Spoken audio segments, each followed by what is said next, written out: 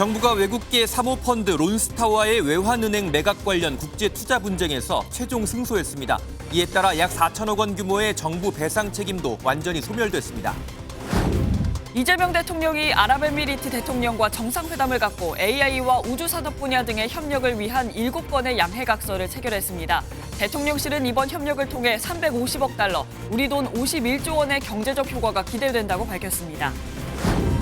종묘앞 재개발과 한강버스, 광화문 정원 등 서울시 정책에 대한 여당의 공세가 이어지자 오세훈 서울시장이 반격에 나섰습니다.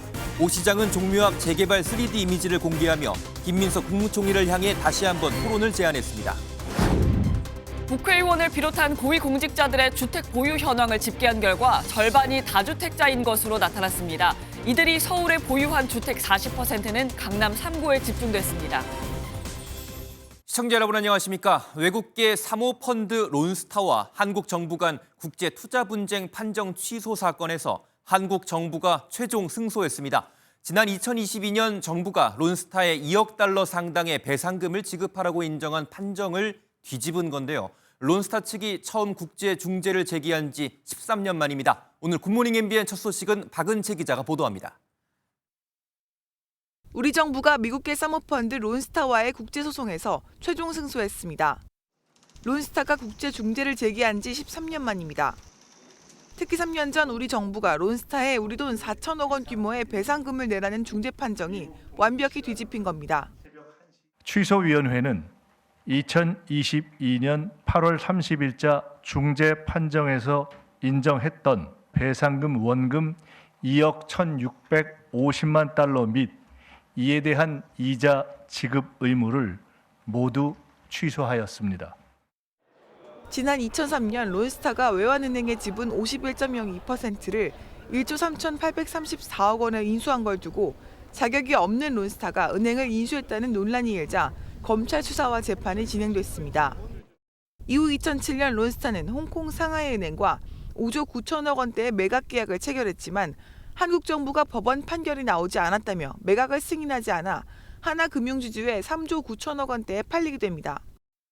론스타는 한국 정부의 승인 지연으로 매각에 실패해 손해를 봤다며 지난 2012년 11월 국제투자분쟁해결기구에 정부 상대 46억 달러의 손해배상을 청구했습니다.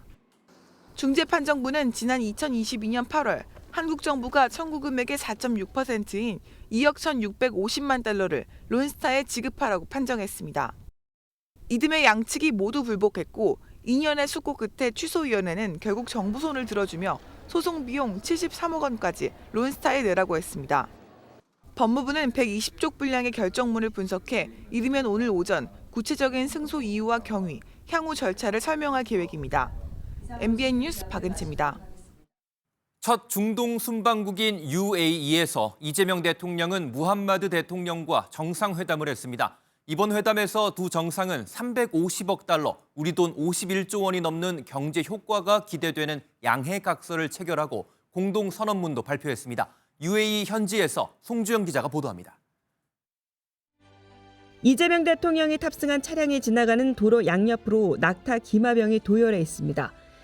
대통령궁인 카사르 와탄에 이 대통령이 도착하자 21발의 예포가 발사되고 애국가가 울려 퍼졌습니다. 15분가량의 공식 환영식이 끝나자 한 UAE 정상회담이 시작됐습니다.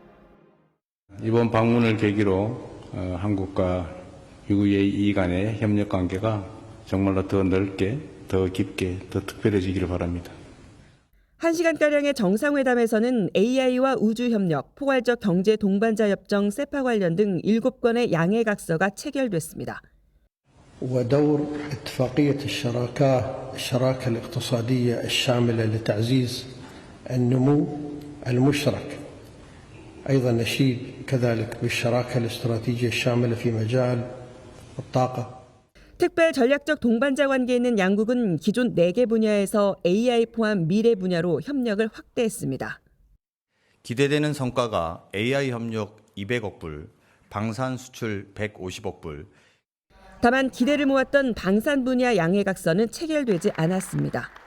이에 대해 강훈식 실장은 무함마드 대통령이 더 많은 방산 협력을 요청해 양해각서를 구체하는 데 시간이 필요하다고 설명했습니다. 이재명 대통령은 국빈 방문 마지막 날인 오늘 한 UAE 경제인들이 참석하는 비즈니스 라운드 테이블과 아크부대 지휘부 격려 방문 일정을 소화합니다. 2박 3일 일정을 마무리한 뒤 이 대통령은 다음 순방국인 이집트로 출발합니다. 아부다비에서 MBN 뉴스 송주영입니다. 핵무기로 다른 나라들을 위협하는 북한이 우리나라의 핵 추진 잠수함 보유 추진을 문제 삼고 나섰습니다. 적반하장이 아닐 수 없는 북한의 반응을 강영호 기자가 보도합니다. 한미공동 팩트시트 발표 나흘 만에 북한이 첫 반응을 내놨습니다. 3,800자 분량의 조선중앙통신 논평에서 북한은 한국의 핵 추진 잠수함 도입에 상당 부분을 할애했습니다. 한국의 핵 잠수함 보유는 자체 핵무장의 길로 나가기 위한 포석이라며 핵 도미노 현상을 초래할 것이라고 지적한 겁니다. 핵이 아닌 재래식 무기를 탑재하겠다는 한국의 핵 추진 잠수함 추진을 핵 무장과 연결시킨 건데 자신들의 핵 보유를 정당화하려는 의도로 풀이됩니다. 북한 자신의 핵 보유만을 정당화하는 전형적인 내로남불의 주장이 아닌가 생각합니다. 우리 정부는 북한이 주장하는 자체 핵무장엔 선을 그으면서도 이번 논평에 대해선 수위가 조절된 측면이 있다고 설명했습니다. 통일부 관계자는 한미 대통령은 거론하지 않고 비난보다는 기존에 밝힌 입장을 반복하는 내용이라고 평가했습니다. 대통령실은 북측에 적대나 대결 의사가 없다면서 남북 간 긴장 완화와 신뢰 회복을 위해 일관되게 노력해 나갈 것이라고 밝혔습니다. 우리 정부의 군사회담 제안에 대해선 별다른 반응을 내놓지 않고 있는 가운데 내년 초로 예상되는 9차 당대회를 전후해 북한의 대남 대미 기조가 조금 더 명확해질 거란 분석입니다. MBN 뉴스 강영호입니다. 다카이치 사나이 일본 총리의 타이완 개입 시사 발언 이후 중국은 일본 제한령, 이른바 한일령을 강화하고 있습니다. 중국이 일본 여행 자제령에 이어 일본 영화 개봉까지 중단시키면서 반일 여론 몰이에 나서자 일본은 자국민들에게 안전주의보를 발령했습니다. 베이징 김한준 특파원의 보도입니다. 일본 애니메이션 귀멸의 칼날 시리즈가 상영 중인 베이징의 한 극장입니다.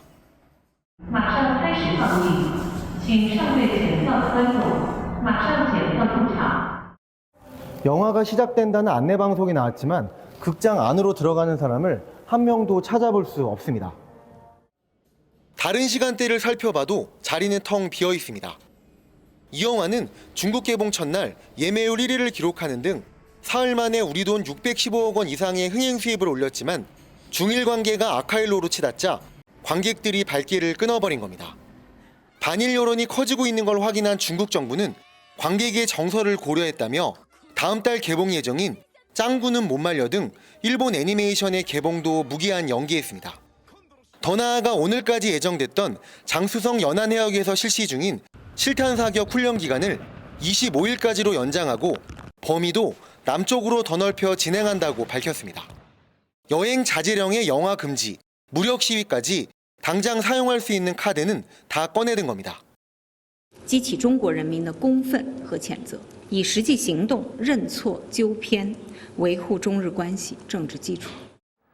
중국의 거세지는 압박 속에 주중 일본 대사관은 자국민들에게 외출 시 여러 명이 함께 행동하라며 안전주의보를 발령했습니다. 일본 총리가 발언을 철회하지 않는다면 조만간 중국 내 반일 시위나 일본 제품 불매운동까지 나타날 수 있다는 전망이 나오고 있습니다. 베이징에서 MBN 뉴스 김한준입니다. 최악으로 치닫고 있는 중일 관계를 해결하기 위해 양국 외교 실무자가 만남을 가졌습니다. 하지만 회담 결과는 서로가 깊은 갈등의 골을 재확인하는 데 그쳤는데요. 이런 가운데 회담 직후 모습이 담긴 영상의 내용에 대해 논란이 일고 있습니다. 강재묵 기자가 보도합니다. 인민복 차림의 남성이 주머니에 손을 넣은 채 내려다보며 말을 건넵니다. 옆에 남성은 고개를 숙인 채 시종일관 저자세를 취하고 있습니다. 중일 외교국장 회담이 끝난 뒤 장면입니다. 류진숭 중국 외교부 아시아국장은 굳은 표정과 함께 회담이 불만족스러웠다고 전했습니다.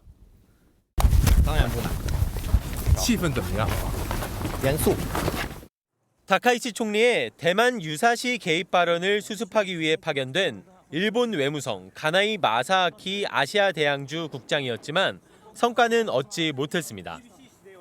중국 외교부는 다카이치 총리가 문제의 발언을 철회해야 한다고 거듭 강조했습니다. 中日关系出现目前的局面，根源在于日本首相高市早苗公然发表涉台错误言论，粗暴干涉中国内政。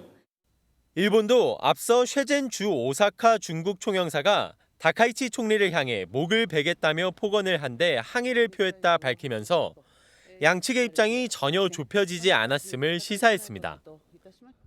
이번 회담 직후 영상은 중국의 관영 매체를 통해 공개됐는데 일본의 기선을 제압하기 위한 중국의 의도가 담겼다는 분석도 나오고 있습니다. MBN 뉴스 강재묵입니다. 대장동 항소 포기 사태 후폭풍이 계속 커지고 있습니다. 항소 포기를 비판하는 성명을 낸 검사장 18명을 평검사로 전보를 내는 안을 법무부가 검토하면서 일부 검사장이 사의를 표명했죠. MBN 취재진이 입장문에 참여한 18명에게 직접 연락해 입장을 들어봤습니다. 보도에 최희지 기자입니다.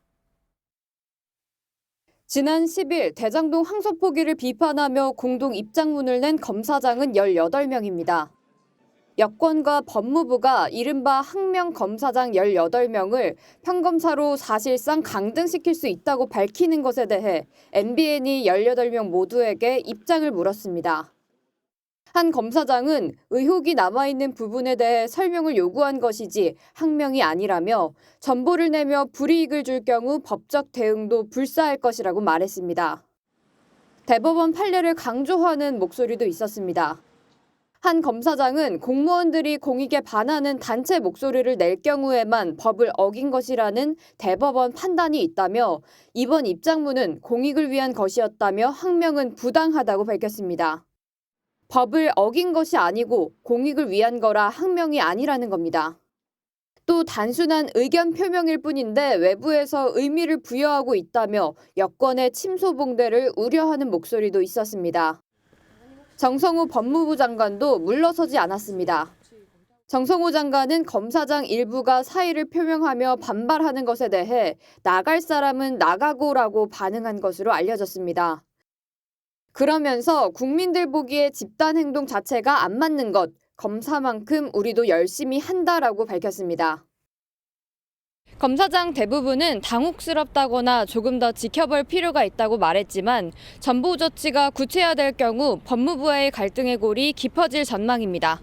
MBN 뉴스 최희지입니다. 여당인 더불어민주당은 여기에 한 발 더 나아갔습니다. 사표를 쓰고 스스로 나가는 게 아니라 징계를 받아야 한다는 겁니다. 계속해서 장가희 기자가 보도합니다. 민주당은 대장동 항소 포기 결정 이후 검찰의 움직임을 조직적이라고 판단했습니다.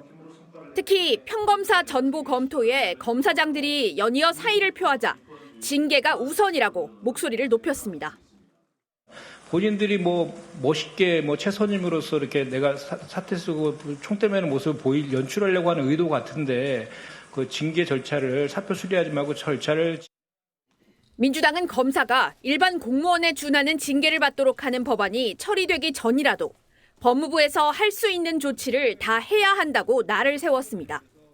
항소 포기 결정에 대한 검찰의 집단 반발이 공수처 수사 대상이라며 수사 대상 공무원들은 사표를 내도 수리하면 안 된다는 목소리도 나왔습니다.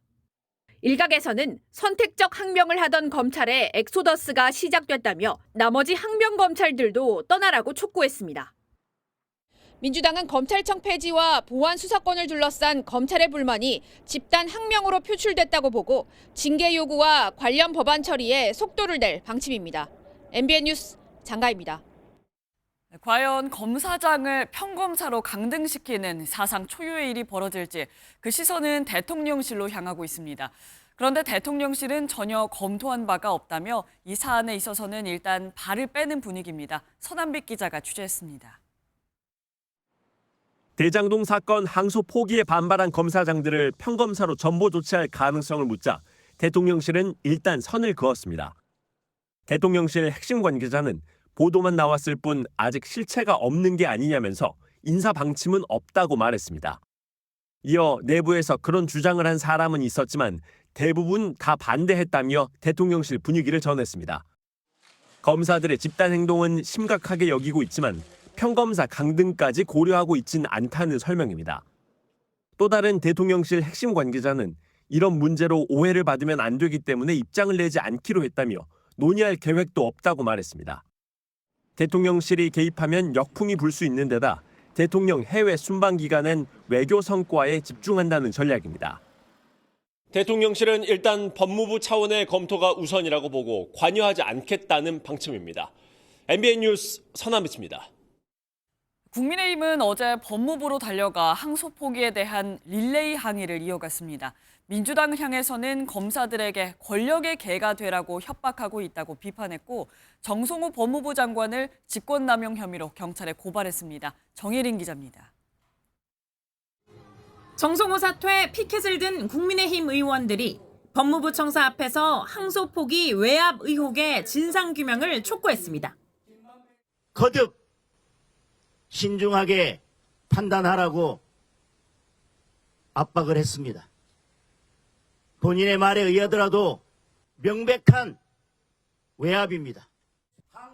정성호 법무부 장관을 향해서는 역사상 최악의 장관이라며 사퇴를 압박했습니다. 정성호는 즉각 사퇴하라! 사퇴하라! 사퇴하라! 사퇴하라! 정부 여당이 항소 포기에 반발한 검사장들에 대해 평검사로 강등하는 방안을 논의한 건 협박이라고 비판했습니다. 권력의 개가 되라고 협박을 하는 시대에 살고 있습니다. 법무부. 지금 범죄자 피오부가 정권 후위부가 되고 있습니다.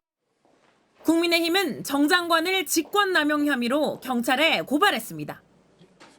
대장동 일당에게 7,400억이라는 막대한 이익을 안겨준 누가 이러한 부당한 항소 포기 지시를 하였는지 밝히기 위해서 국민의힘은 검찰의 항소 포기로 동결이 해제될 상황에 놓인 범죄 수익을 환수할 수 있도록 하는 특별법을 다음 주 발의합니다.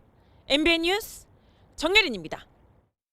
이번 대장동 항소 포기 논란은 급기야 한동훈 전 국민의힘 대표와 박범계 민주당 의원, 그러니까 전직 법무부 장관들의 신경전으로까지 번졌습니다. 무슨 일인지 정태진 기자가 전합니다.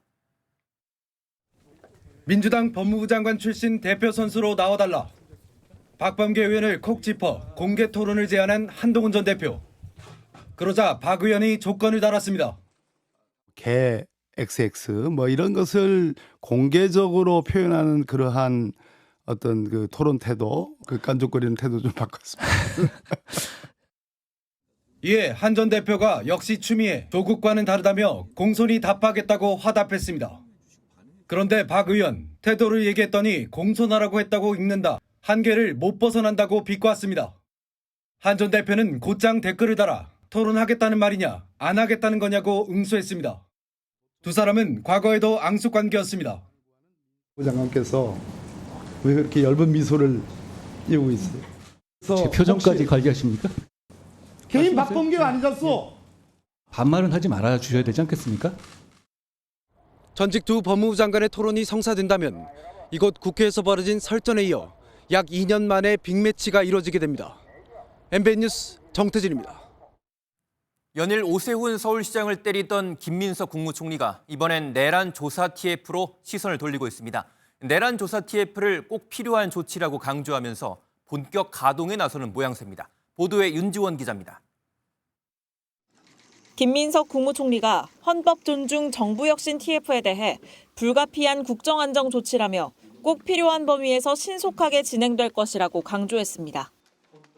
각종 조사는 헌법과 적법 절차에 따라서 꼭 필요한 범위에서 과하지도 덜하지도 않게 신속히 진행되고 마무리될 것입니다.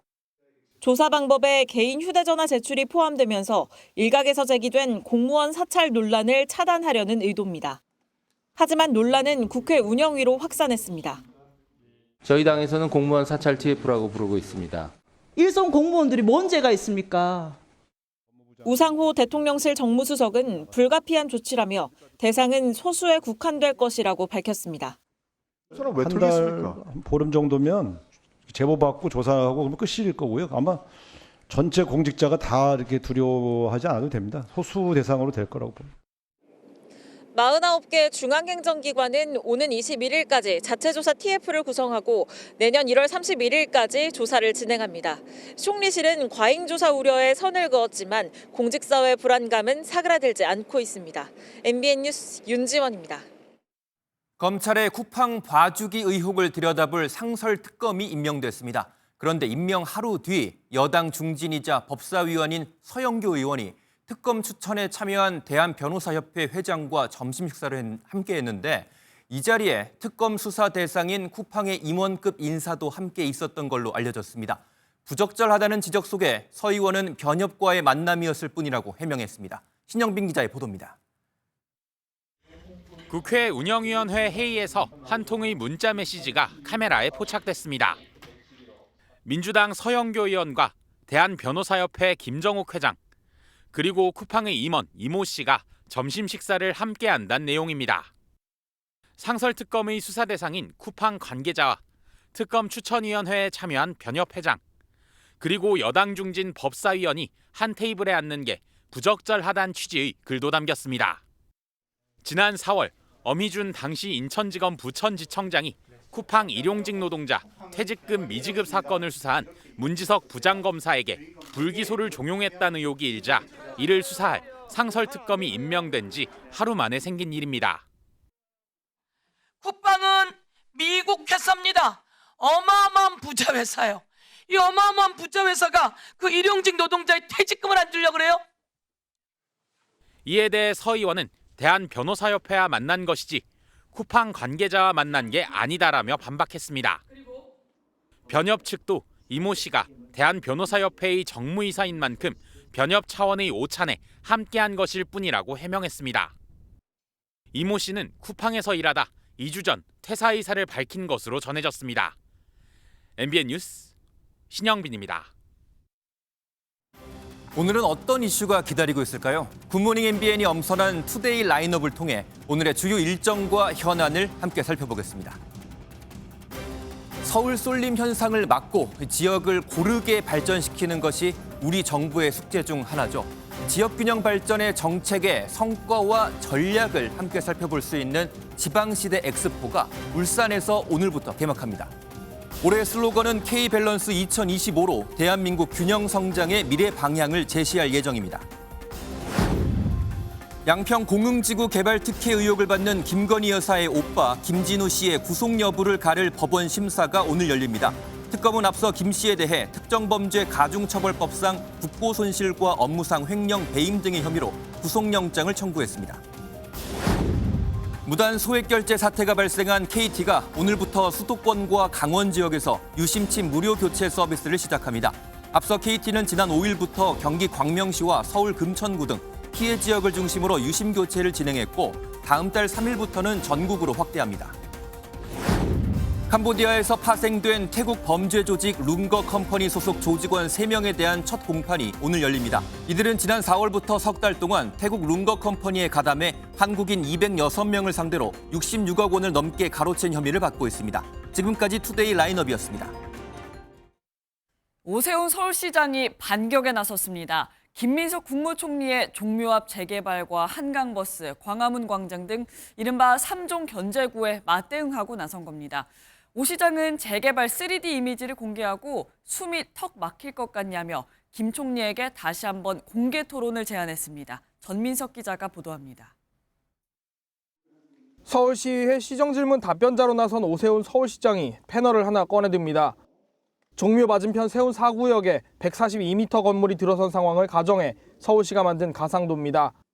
국가유산청에서 공개한 가상도와 비교하면 사뭇 다릅니다.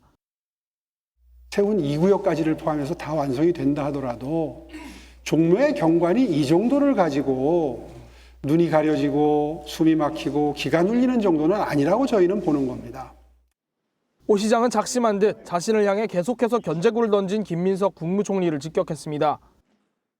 부처 간에 갈등과 충돌이 있을 때 총리는 중간자적 입장에서 갈등을 조정하라고 있는 게 총리직이라고 저는 이해합니다. 한강버스를 향한 공격에도 오 시장 측의 대응 수위는 한층 강경해졌습니다. 한강버스 사고 은폐 의혹을 제기한 민주당 천준호 의원에 대해 서울시는 허위사실 유포라며 고소 절차에 들어갔습니다. 서울시는 앞으로도 서울시 정책에 대해 정치적으로 왜곡하는 행위는 법적 조치를 하겠다고 밝혀 소극적 방어에서 공격으로 전환했음을 분명히 했습니다. MBN 뉴스 전민석입니다. 정부가 연일 무리해서 집 사지 마라, 투기하지 마라 강조하고 있죠. 그런데 정작 주택 정책에 관여한 고위 공직자들은 갭 투자를 하거나 2채 이상 주택을 보유해 논란이 이어지고 있습니다. 조사해보니 전체 고위 공직자의 절반이 다주택자였고 그중 40%는 강남 3구에 집중된 것으로 나타났습니다. 정부가 대책을 내놔도 믿지 못하는 이유겠죠. 배준우 기자입니다. 서울 강남구의 3,000세대 규모 아파트입니다. 전용 84제곱미터가 40억 원에 육박합니다. 조성명 서울 강남구청장은 이곳을 포함해 고양시 오피스텔 38채 등 주택 42채를 보유해 공직자 중 주택이 가장 많은 것으로 나타났습니다. 이번엔 서울 서초구의 300세대 아파트. 박민규 더불어민주당 의원은 이 아파트 한 채와 관악구 오피스텔 11채 등 13채를 보유해 국회의원 중 가장 주택이 많은 것으로 조사됐습니다. 아파트 가격만 25억 원에 달합니다. 한 기업 분석 연구소가 선출되거나 임명된 4급 이상 고위직 2,500여 명의 재산 공개 내역을 분석했는데 48.8%가 2채 이상의 주택을 보유한 것으로 나타났습니다. 지역은 주로 강남 3구에 집중됐습니다. 서울 강남 3구에 보유한 주택이 558채로 전체의 40%가 넘었습니다. 주택 유형별로는 아파트가 58.9%로 절반이 넘었고 단독주택, 복합건물, 오피스텔이 뒤를 이었습니다.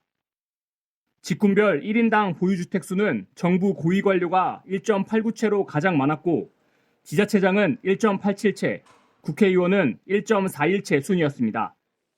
MBN 뉴스 배준우입니다. 이런 가운데 부동산 정책을 담당하는 핵심 인사 김용범 대통령실 정책실장이 어제 국회에서 크게 화를 냈습니다. 야당 의원이 가족 부동산 문제를 거론하자 크게 언성을 높인 건데요. 이 소식은 민지숙 기자입니다. 국회 운영위에 출석한 김용범 정책실장은 자신의 딸이 살고 있는 집에 대한 야당의 공세에 매매가 아니라는 점을 강조했습니다. 보유고 아니고요. 전세 살고 있습니다. 내년도 정책대출 예산이 줄었다는 문제를 지적하며 재차 딸의 문제가 언급되자 설전이 시작됐습니다. 따님한테 임대주택 살라고 얘기하고 싶으세요? 어떻게 그때 가족을 그냥 막 엮어가지고 그렇게 말씀하세요? 제 딸이 전세 그 갭 투자한다고 그런 식으로 말씀하셨잖아요. 갭 투자 안 했어요. 김 실장의 발끈에 옆에 있던 우상호 정무수석이 그만하라고 만류했고 김병기 원내대표까지 나섰습니다. 위증도 그렇고 말이죠. 안 된다니까 지금. 정책실장! 지금 뭐 하는 겁니까? 여기 정책실장 화내는 거는 것입니까? 송구합니다. 이 자리에선 10.15 부동산 대책 수립 당시 9월 통계가 없었다는 김 실장의 발언을 두고 여야 간의 위증 여부 공방이 벌어지기도 했습니다. MBN 뉴스 민지숙입니다. 국민의힘 내에서는 장애인 혐오 발언을 둘러싼 논란이 계속되고 있습니다. 김희지 의원이 자신을 겨냥해 혐오 발언을 한 박민영 대변인을 고소했는데 당 지도부의 반응에 당 내부에서도 쓴소리가 나오고 있는 겁니다. 장동혁 대표는 박 대변인의 사표를 반려하고 경고에 그쳤고 송원석 원내대표는 언론의 지나친 반응이라며 무마한 건데요. 김현 기자가 보도합니다. 발단은 박민영 국민의힘 대변인이 같은 당 김예지 의원을 겨냥한 발언이었습니다. 당론을 제일 많이 어기는 게 김예지예요. 저는 그런 배은망덕한 사람 처음 봅니다. 장애인 너무 많이 할당을 해서 저는 문제라고 봐요. 논란이 커지자 박 대변인은 일부 과격한 표현은 사과한다면서도 비례대표 당선권에 장애인 3명이 배정된 점을 지적한 것이라고 해명했습니다. 하지만 김예지 의원은 차별과 혐오, 허위 사실에 기반한 왜곡을 용납할 수 없다며 박 대변인을 경찰에 고소했습니다. 장동혁 대표가 박 대변인의 사의를 반려한 데 이어 송원석 원내대표가 언론의 태도를 지적하며 논란은 더 확산했습니다. 굳이 자그마한 서로 간의 어떤 내부적인 일을 가지고 이렇게 오랫동안 집착해서 이걸 기사화하려고 하느냐. 국민의힘 지도부가 문제 해결보다는 논란을 축소하는 데만 집중했다는 지적과 함께 당 내부에서도 이번 사태를 비판하는 목소리가 커지고 있습니다. MBN 뉴스 김현입니다. 이준석 개혁신당 대표의 한 보좌진이 여성을 강제추행한 혐의로 검찰의 수사를 받고 있는 것으로 MBN 취재 결과 확인됐습니다. 이 사실을 면직 과정에서야 뒤늦게 알게 된 의원실은 해당 비서관을 부랴부랴 9급으로 강등하고 직권 면직 처리했습니다. 김도형 기자가 단독 보도합니다. 지난 7일 이준석 개혁신당 대표가 새로운 보좌 직원을 구한다며 올린 SNS 글입니다. 이 대표는 학업을 위해 떠나게 된 보좌진이 있어 신규로 채용하게 됐다고 구인 공고를 내놓았습니다. 실제 이 대표는 면접을 통해 새로운 보좌 직원의 채용 절차를 밟았습니다. 문제는 신규 보좌 직원을 채용한 뒤였습니다. 학업을 위해 떠난다던 기존 A 비서관의 면직 처리 과정에서 국회 사무처가 돌연 면직을 거부한 겁니다. A 비서관이 비위 행위로 검찰에 송치된 사건이 있어 징계 여부가 확정될 때까지 의원 면직이 어렵다는 이유였습니다. MBN 취재 결과 해당 비서관은 여성을 강제 추행한 혐의로 지난달 검찰에 송치된 것으로 확인됐습니다. 의원실 관계자는 국회 사무처가 송치 사실을 의원실에 알려주지도 않았다며 면직 전까지 전혀 알지 못했다고 밝혔습니다. 그러면서 해당 비서관을 9급으로 강등한 뒤 국회 사무처에 직권 면직을 다시 요청했다고 밝혔습니다. A 비서관은 의원실 측에 여성과 시비가 붙었을 뿐 억울하다는 취지로 해명한 것으로 전해졌습니다. 경찰에서 사건을 넘겨받은 서울 남부지검은 해당 비서관을 상대로 수사를 이어가고 있습니다. MBN 뉴스 김도형입니다.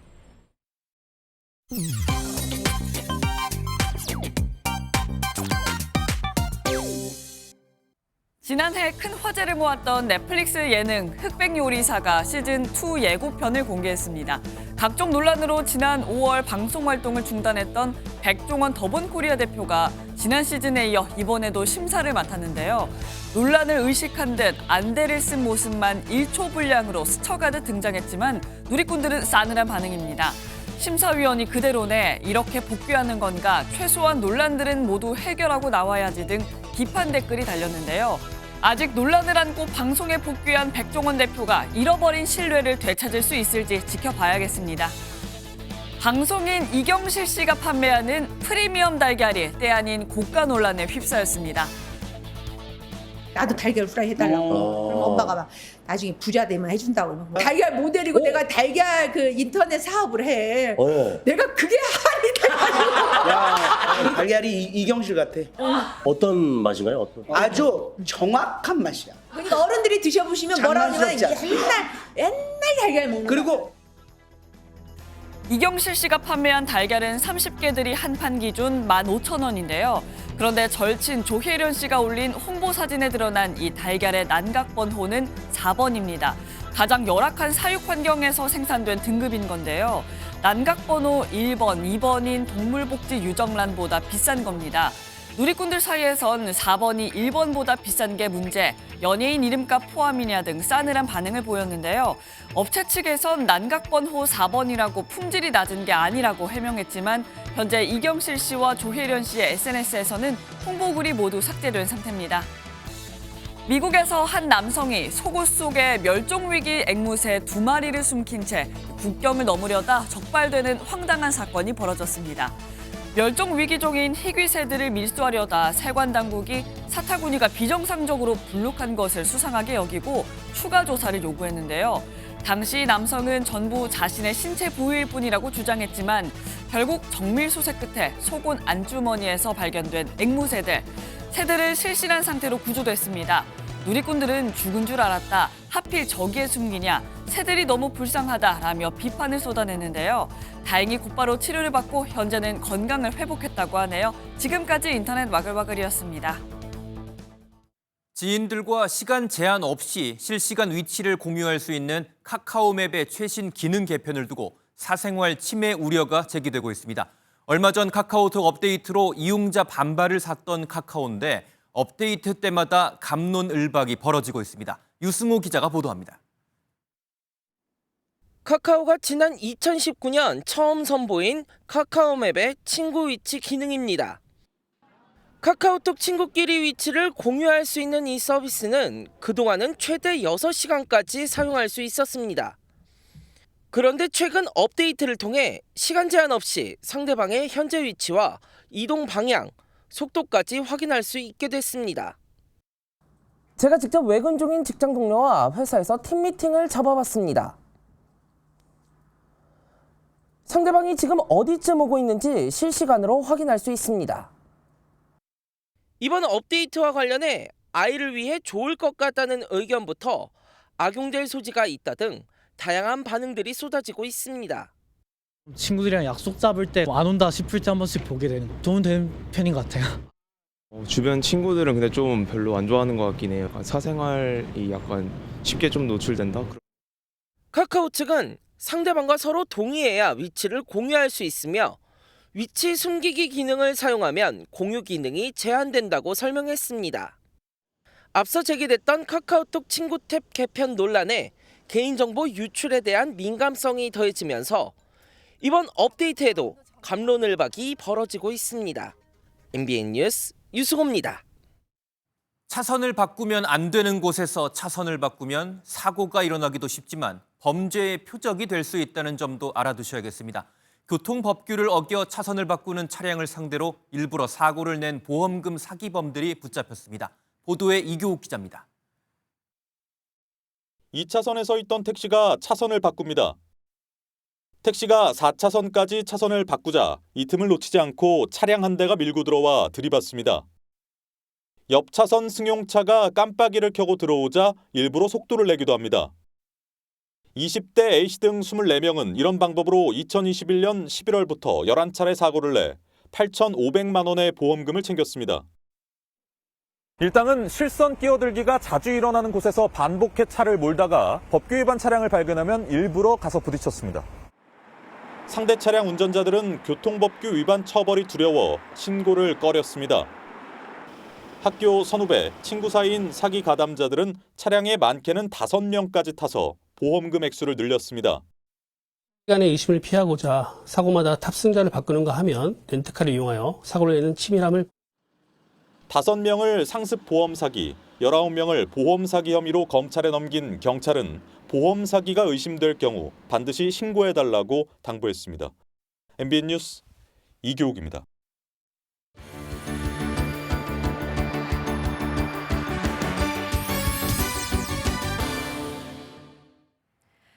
굿모닝 월드입니다. 바다에서 서핑을 하기 위해선 높은 파도가 필수적인데요. 이 도구만 있으면 파도 없이도 자유자재로 보드를 탈 수 있다고 합니다. 지구 반대편 브라질로 가보시죠. 태양이 장렬하는 아름다운 해변, 패러글라이딩용 캐노피가 상공에 여러 떠 있습니다. 그런데 가까이서 보니 패러글라이딩이 아니라 이색 익스트림 스포츠, 카이트보딩을 하는 모습이군요. 카이트보딩은 바람의 힘을 받아 나는 연을 이용해 서핑을 즐기는 스포츠인데요. 지난 주말 브라질에서 카이트보딩 세계 선수권 대회가 열려 전 세계 유명 선수들이 모였다고 하네요. 연에 힘을 받아 날아오른 선수들은 공중에서 자유자재로 자세를 바꾸며 다양한 묘기를 선보였습니다. 우리나란 추운 겨울로 접어들었지만 지구 반대편 푸른 바다에서 서핑을 즐기는 선수들을 보니 이색적이네요. 보통 주택가에선 개 짖는 소리가 이웃에게 방해가 될까 봐 조심하는 게 일반적이죠. 그런데 오히려 이 소리가 쩌렁쩌렁 울리는 걸 환영하는 곳이 있다고 합니다. 무슨 사연일까요? 공중으로 날아오른 드론에 확성기가 달렸습니다. 확성기에서 울려 퍼지는 개 짖는 소리가 몇십 미터는 좋게 떨어진 곳에서도 선명하게 들리는데요. 원격 조종으로 드론에 장착된 폭죽을 터뜨리기도 합니다. 일본에서 야생곰이 출몰하는 빈도가 급증하자 일본 기후현에서 곰 전용 드론을 개발했는데요. 올해 일본에서 곰에게 공격당해 목숨을 잃은 사람만 13명에 달한다죠. 일본 여행을 가실 경우 곰 출몰 지역은 피하셔야 할 것 같습니다. 천재적인 재능과 폭발적인 무대 장악력으로 전설이라 평가받는 프레디 머큐리. 그의 공연 모습이 영국 왕실 주화로 제작됐습니다. 영국 왕립 조폐국에서 동전을 만드는 유압 프레스기가 작동합니다. 완성된 건 바로 프레디 머큐리의 모습이 새겨진 기념주화. 프레디 머큐리는 영국의 전설적인 밴드 퀸의 보컬이자 라이브 공연의 황제였죠.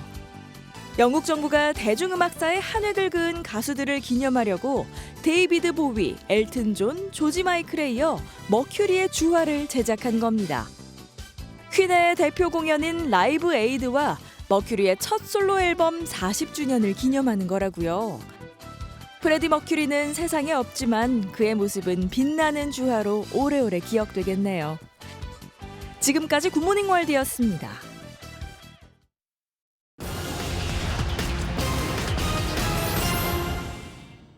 올해 4인 가족 김장 비용은 20만 원 수준으로 지난해보다 다소 줄어드는 것으로 조사됐습니다. 이는 배추와 무 소매 가격이 각각 10%와 24%씩 떨어진 영향으로 풀이됩니다.